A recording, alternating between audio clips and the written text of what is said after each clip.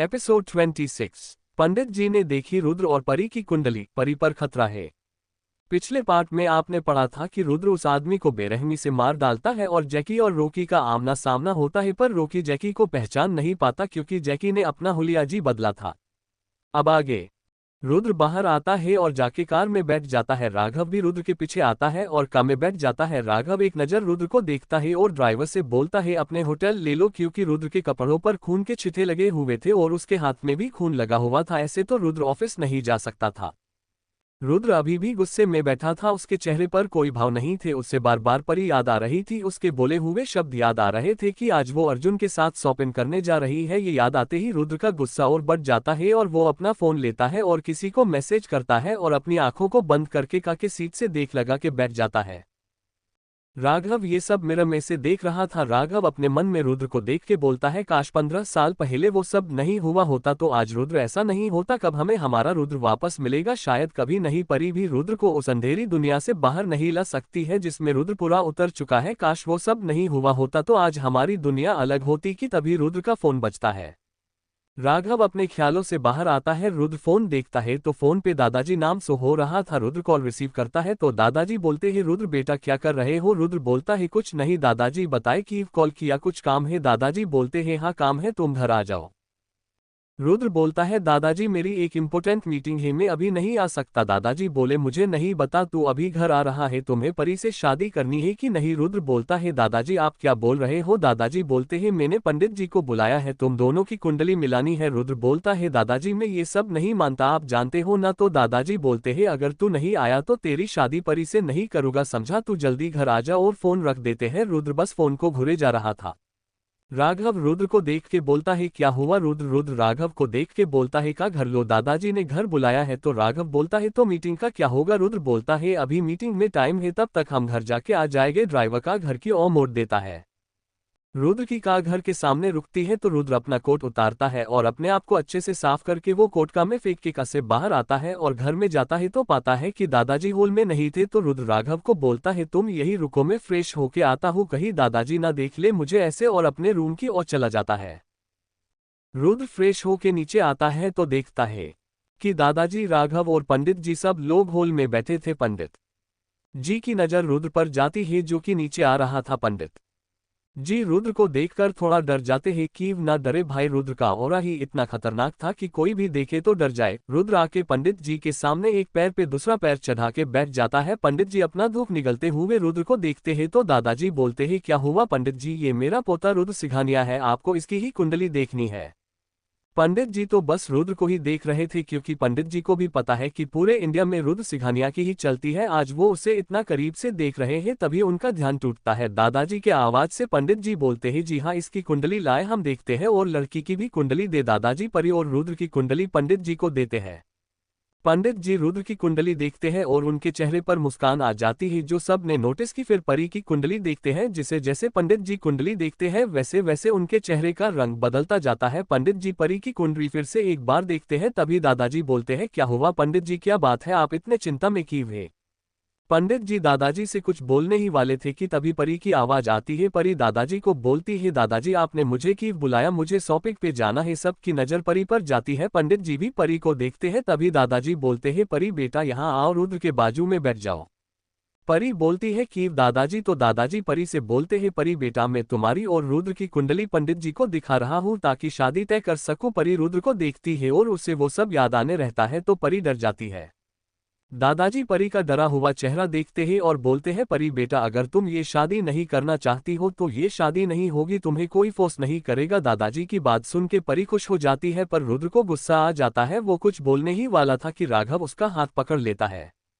परी दादाजी को बोलती है, दादाजी मैं अभी आई, फ्रेश होके और अपने रूम में चली जाती है। तभी दादाजी पंडित जी को बोलते हैं, पंडित जी अगर ये बच्ची शादी के लिए मान गए तो क्या ये शादी हो सकती है? पंडित जी बोले, जी हाँ ये शादी हो सकती है, कुंडली अच्छी मैच हुए हैं पर लड़की पे बहुत बड़ा खतरा मंडरा रहा है। दादाजी बोले, हाँ मैं जानता हूँ।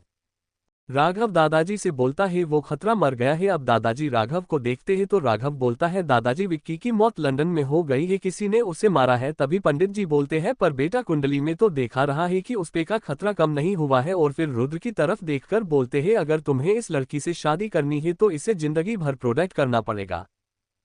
रुद्र रूड वाइज में पंडित जी से बोलता है मैं ये सब नहीं मानता और रही बात उसे प्रोटेक्ट करने की तो वो मैं आपके बिना बताए करने ही वाला हूँ। तभी पंडित जी बोलते हैं किस किस से प्रोटेक्ट करोगे, खतरा उसकी ओर बढ़ चुका है, ये कुंडली भी बोल रही है और उस लड़की का चेहरा भी बता रहा है, मैंने उसके चेहरे को देखा है। अभी पंडित जी आगे कुछ बोलते कि तभी रुद्र गुस्से में खड़ा होता है और बोलता है चले जाए, मैं ये सब नहीं मानता और उसे प्रोटेक्ट मैं खुद अकेला ही कर सकता हूँ, अब आप जा सकते हो।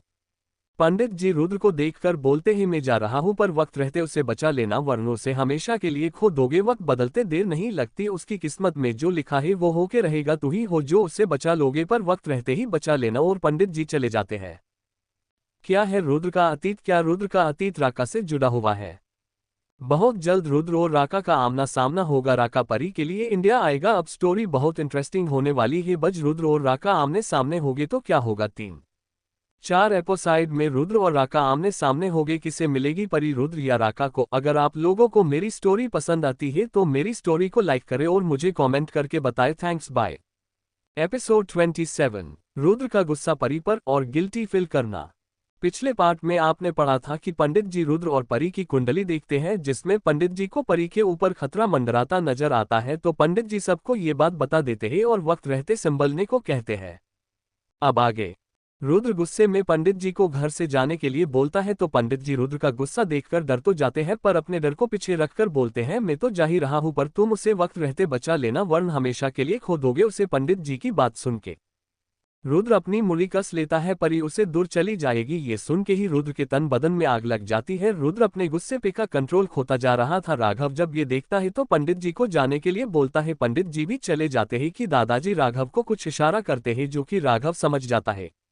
इधर रुद्र गुस्से में सीढ़ियों से ऊपर जा रहा था। राघव और दादाजी को लगा कि रुद्र अपने कमरे में जा रहा है। रुद्र को जाता देख के दादाजी और राघव घर से बाहर की ओर जाने लगे। बाहर आते ही उन्हें पंडित जी घर के बाहर खड़े मिले जिन्हें बॉडीगार्ड ने राघव के कहने पर रोक के रखा था। दादाजी पंडित जी से बोलते हैं आप बुरा मत मानिए, मेरा पोता ये सब नहीं मानता इसलिए उसने आपको गुस्से में जाने को बोल दिया। पंडित जी बोले नहीं, हमें कोई बुरा नहीं लगा। दादाजी बोले आप क्या बोल रहे थे, क्या खतरा आने वाला है? पंडित जी बोले देखिए हम भविष्य तो नहीं देख सकते पर जब हमने उस लड़की की कुंडली देखी तो उसके कुंडली में ग्रह नक्षत्रों को बदलते देखा है, उससे हमें पता चला कि उस पे कोई खतरा आने वाला है या आ चुका है, ये पता चल रहा है।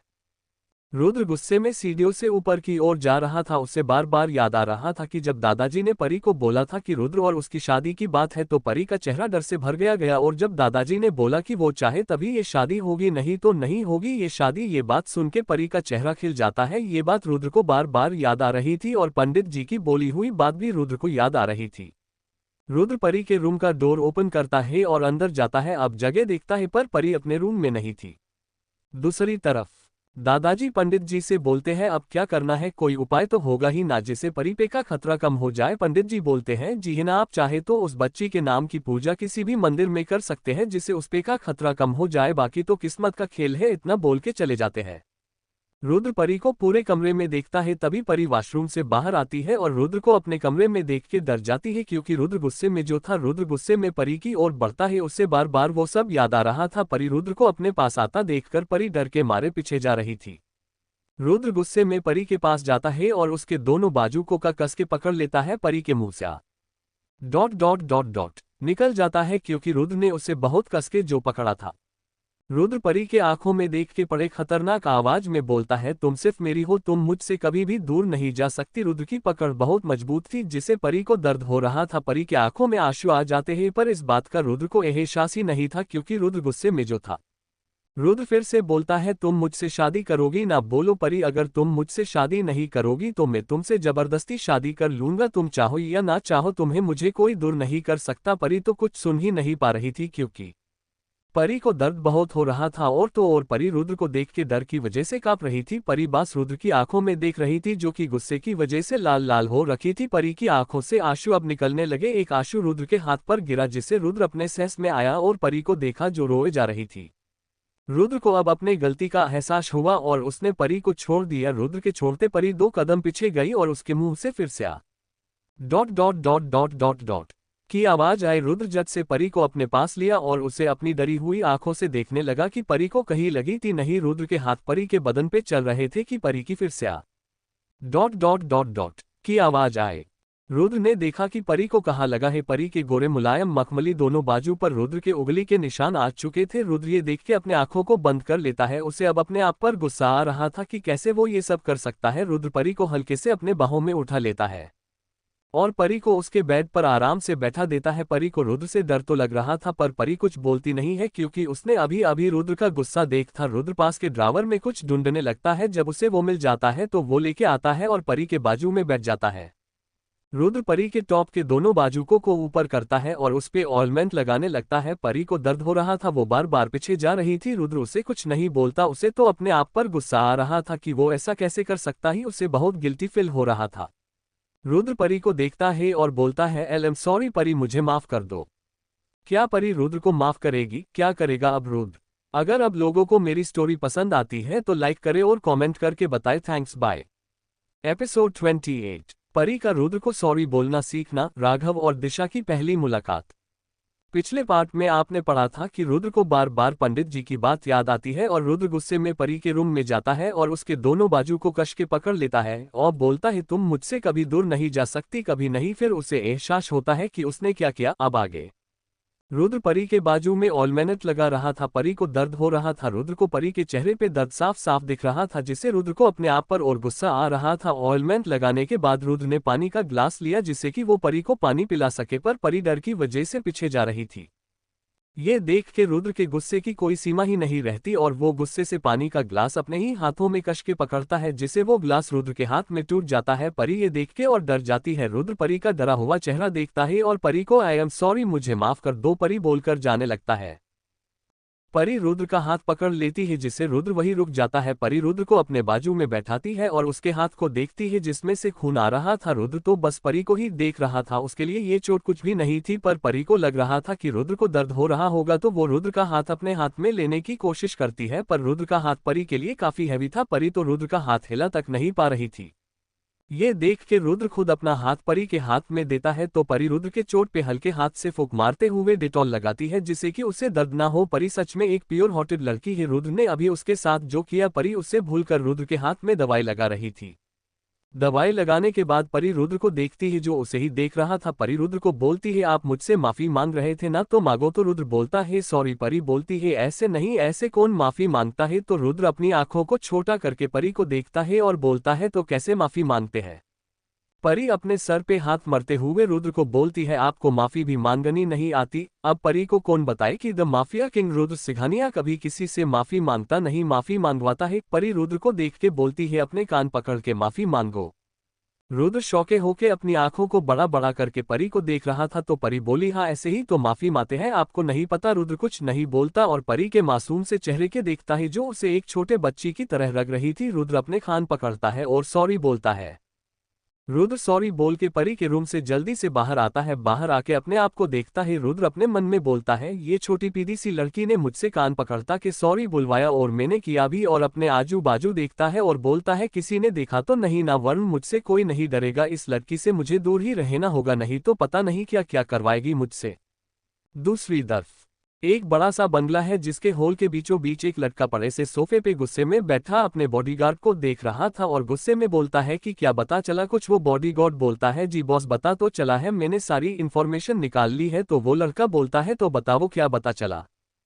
बॉस, उसकी आज एक मीटिंग है उसी के होटल में, उसे वहां मारना मुस्लिम है, पर आज रात को उनकी एक और मीटिंग है वेपन की डील को लेके। एक क्लब में उसे वहां मारना आसान होगा। तो वो लड़का बोलता है, उसके बॉडीगार्ड के रहते कैसे मार सकते हैं? तो वो बॉडीगार्ड बोलता है, मुझे इन्फॉर्मेशन मिली है कि उसके साथ काम बॉडीगार्ड आने वाले हैं, 15-20 ही बॉडीगार्ड हो गए। तो वो लड़का बोलता है, ठीक है, तो अपने 50-60 बॉडीगार्ड लो और आज ही उसे मार डालो। तो वो बॉडीगार्ड बोलता है, बॉस आपको नहीं लगता कि हमें इतनी जल्दी इतनी आसानी से इन्फॉर्मेशन मिल गई, वो भी रुद्र सिंघानिया की? कुछ गलत नहीं लगता आपको? हाँ मैं जानता हूँ उसके बारे में, इतनी जल्दी से और आसानी से हमें कैसे इन्फॉर्मेशन मिल गई, पर कुछ भी हो जाए आज रुद्र सिंघानिया को मारना ही होगा। उसने मेरे भाई को मारा है, आज मैं उसे मरूंगा और अपने भाई का बदला लूंगा। रुद्र का घर दादाजी और राघव घर में जा रहे थे, तभी राघव का फोन बजा तो राघव ने फोन पिक किया। दादाजी घर में जा चुके थे। राघव फोन पे बोला, बोलो क्या बात है? सामने से रिप्लाई आया, सर आपने जैसा कहा था हमने वैसा ही किया, सारी इन्फॉर्मेशन जा चुकी है और वो लोग आज रात को ही हमला करने वाले हैं। राघव बोलता है ठीक है और फोन कट कर देता है और घर में जाने के लिए पीछे मुड़ता है कि किसी से टकरा जाता है। राघव जब देखता है कि वो लड़की गिरने वाली है तो राघव उसे अपनी बाहों में पकड़ लेता है और उसे देखता ही रह जाता है। गोरा रंग, टिमटिमाती आंखें जो राघव को ही देख रही थी, पतले और दिखने में काफी सुंदर। ये और कोई नहीं, परी की फ्रेंड दिशा थी। राघव तो बस दिशा को देखे ही जा रहा था। क्या होगा आगे? क्या आज रुद्र मार जाएगा या कुछ नया होगा? सॉरी फॉर लेट, बट आप लोग कमेंट आ लाइक करते हैं नहीं हो तो क्या करूं? अगर स्टोरी को लाइक आ कमेंट आएंगे तो स्टोरी भी रोज आएंगी। अभी आज से रोज देने की कोशिश करूंगी। आओ हाय, एक न्यू स्टोरी चालू करने वाली हूं जो मेरी खुद की ही खलनायक, नेम ही उसका। Please subscribe my channel DK story world.